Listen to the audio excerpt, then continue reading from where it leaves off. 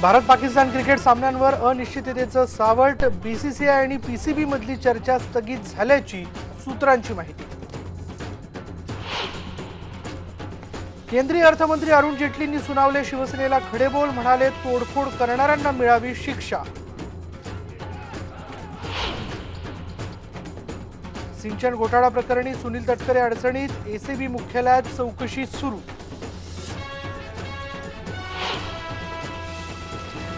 Thane builders आत्महत्या प्रकरणी नगरसेवकांनी फेटाळले आरोप, पालिका आयुक्तांना पत्राद्वारे वाचला कॉस्मोस बिल्डरच्या वादग्रस्त कामाचा पाढा।